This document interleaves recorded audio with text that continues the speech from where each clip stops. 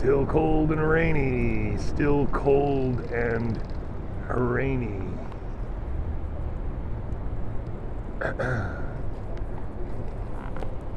Good afternoon, everybody. This is JC on a bike, bringing you a great paper from the University of Pittsburgh today. A really cool paper about NMDA channels. NMDA channels are the glutamate receptor that is responsible for a lot of the plasticity in the brain. You remember it from our previous papers, and the relieving of the magnesium block is what allows calcium to come in to a otherwise AMPA receptor pure synapse. So in the case of most glutamatergic synapses, there is a set of AMPA receptors that can or may not be calcium permeable, and then those are very fast receptors that aren't vulnerable to magnesium block. They have very high conductance, but they close very quickly too. And then there are NMDA channels that can also conduct calcium. He moved for you now.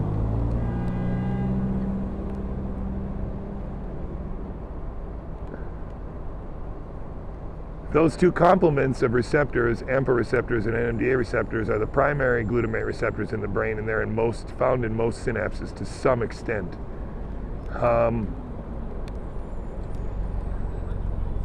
Their presence is, of course, and their ratio to one another and how many of them are there, whether AMPA can conduct calcium and whether NMDA can conduct calcium and how much it conducts, is very important to understanding the contribution of NMDA channels to synaptic function. So the introduction explains very clearly and easily that NMDA channels are made up of two primary subunits. That's a GluN1 and GluN2. And you need two GluN1 receptors and two GluN2 receptors to make a functional channel. The GluN1 tends to be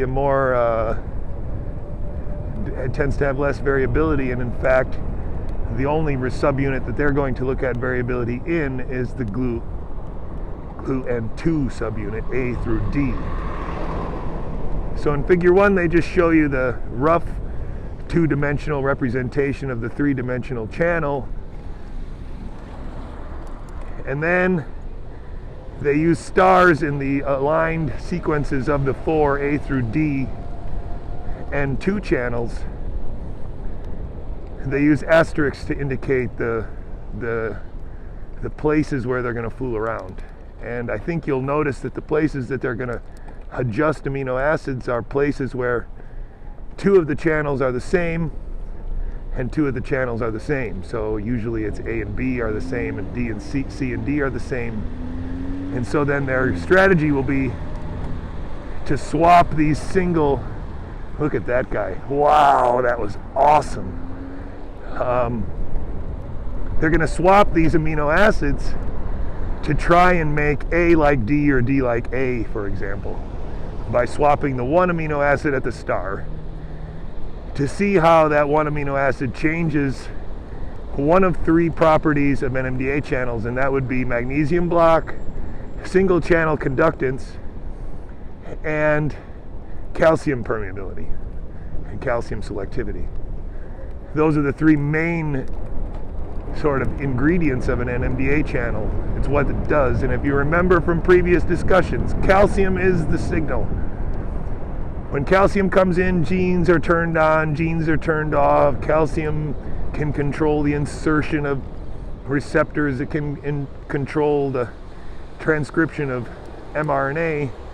So NMDA channels and their ability to let in calcium at the right time are very, very important in regulating plasticity in the brain, as much or more important than calcium permeable AMPA receptors.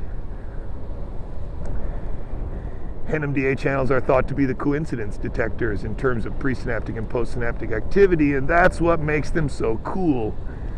So understanding how, from their structure, can arise the properties of calcium selectivity, how the single channel conductance is changing, and how the pore is blocked by magnesium at different voltages.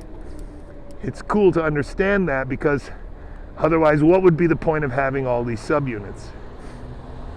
And in the introduction they also point out that you need 2 N1s and 2 N2s, and there are even some NMDA receptors in the brain that have like 2 N1s and then an N2A and an N2D, for example. So that would be triheteromatic, hetero, I don't remember, hetero, anyway, they'll be mixed up.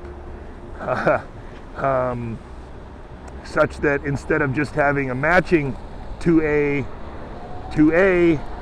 you can have a 2A and a 2D, and that can lend subtly different, most likely can lend subtly different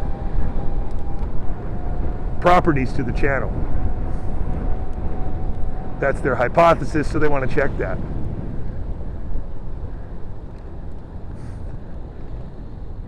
So in figure 1 they show you where they're going to mess around, and then in figure 2 they right away mess around in a bunch of those places.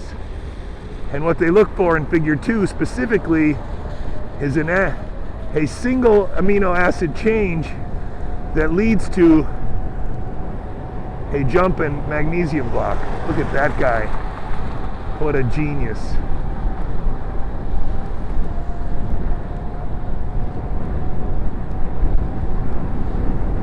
And so in figure 2 you can clearly see that a lot of the changes don't do anything, right? The difference they're looking at is the difference between A and D. Subunit A and subunit D, that's in figure F, I think. And what they want to do is see if they can change a single amino acid and make A like D.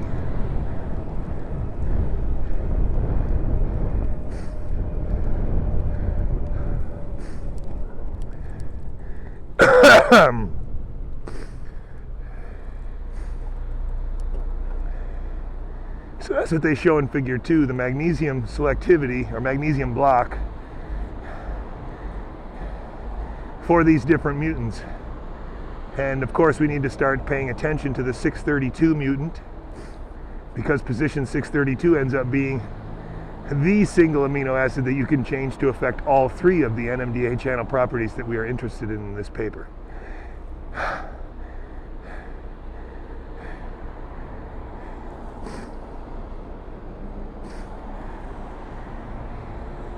So figure 3 is cool because after identifying the S632L mutation from A to D that seems to transfer a lot of the properties of A to D and D to A, then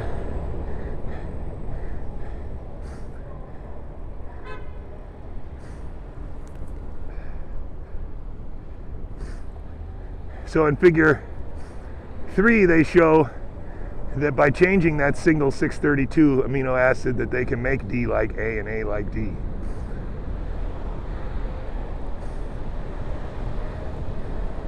So that's pretty cool. And I think what you got to really see in this paper, one of the things you got to really pay attention to, is the fact that their error bars are shown. The error bars are just so tiny that almost always in this paper they are smaller than the symbol that's used to represent the data. That's not very often that you see that in a scientific paper, but that's what makes biophysics papers like this so cool. Because in reality, ion channels are extremely accurate titration machines. When they're open, they're open. When they're closed, they're closed. And when they're open, they're conducting exactly the same amount. You can see that. You can see that in the single channel experiments. In figure 4, though, first they show that this mutation affects the calcium permeability. It doesn't affect it completely, but it does have an effect.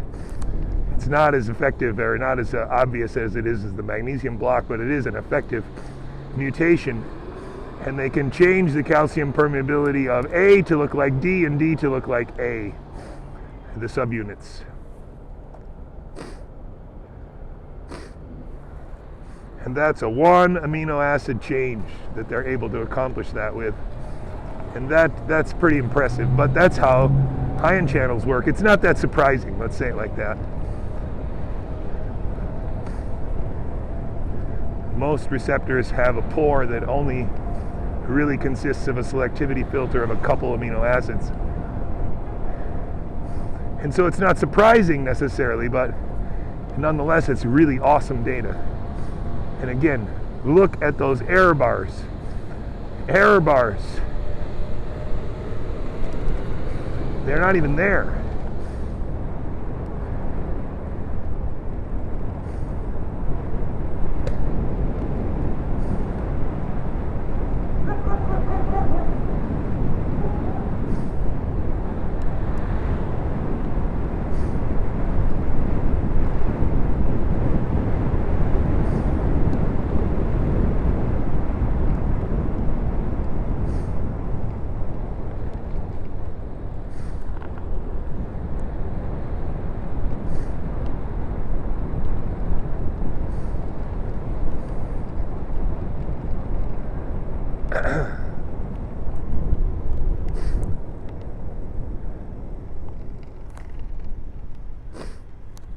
So this is the same idea, but now they're going to look at those two mutants, the A mutant and the D mutant, where they swap them.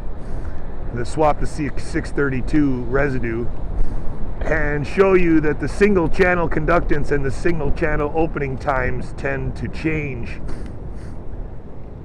and resemble one another just from that single amino acid change. That's pretty dope. You see distributions there of the single channel opening amplitudes and then distribution of the opening times, and those show you that essentially that single amino acid can change the way that even the channel gates, which is pretty cool. And then the final figure that I'm going to go over is figure 6, where they again look at the same mutations and they show that even the magnesium block is also, I don't know what this guy's doing.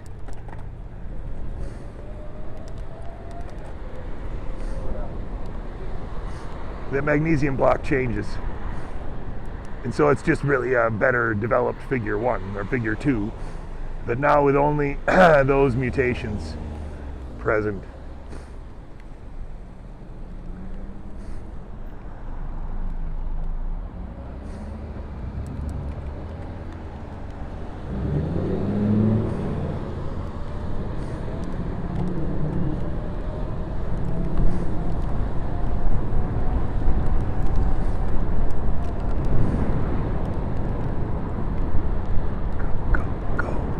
Go, go, go!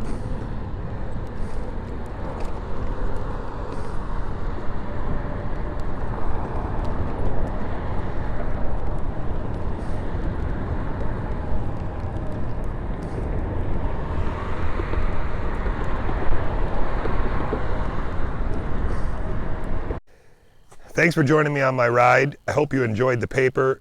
It's a really important paper to understand because the function of ion channels, the study of ion channels, the way that selectivity pores work, the way that single channel conductance is measured, all of these things are presented in this paper in a really nice way.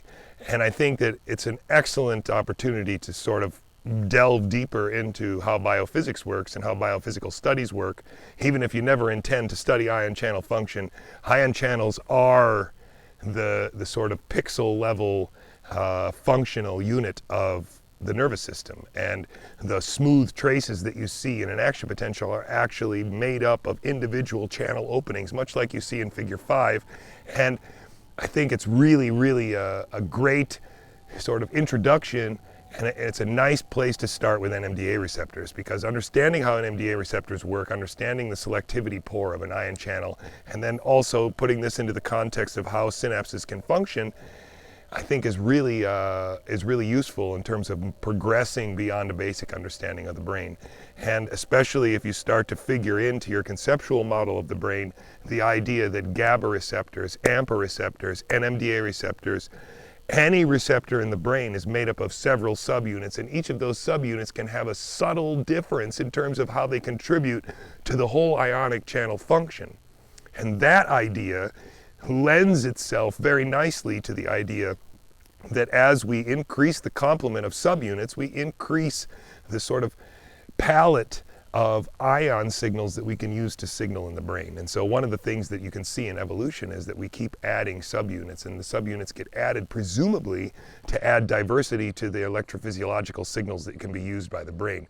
And so that's sort of the underlying premise here. Why do we have NMDA receptor subunits? Why would they be different? And how could they be employed differentially throughout the brain to regulate plasticity on a point-by-point basis?